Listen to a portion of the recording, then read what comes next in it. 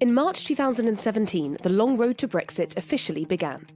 British Prime Minister Theresa May triggered Article 50 of the Treaty of Lisbon, which sets out the conditions for leaving the European Union. Article 50 clearly stresses the involvement of the European Parliament. Any agreement to leave will require Parliament's consent. The Parliament represents the interests of all EU citizens and has been involved from the get-go. Antonio Tajani, the European Parliament's president, highlights these priorities during EU summits and talks with Theresa May.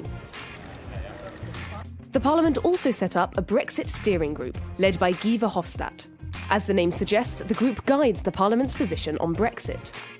It regularly meets with the EU's chief negotiator, Michel Barnier, and coordinates with parliamentary committees to prepare resolutions that will go up for debate, and a vote when the House is in full session. Parliament has adopted several Brexit resolutions since the referendum, including one in April 2017 that set out red lines for negotiations. European nationals living in the UK and UK citizens in the EU should be treated fairly. There should be no hard border in Ireland, and all agreements from the peace process need to be kept. The UK needs to meet its financial obligations to the EU. But that's not all. Colleagues, if you could take your seats, please. The Brexit steering group and committees are also studying how the UK's decision to leave may impact Europe. Hearings and inquiries are looking at how Brexit could affect the environment, labour movements, fisheries, aviation and cooperation in research, among many other issues.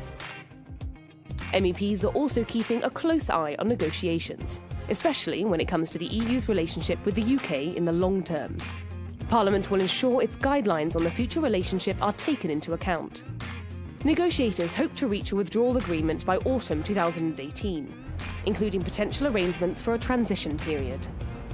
A political declaration on future relations should also be on the table. The final agreement will need everyone's approval, from MEPs to the Council as well as the UK.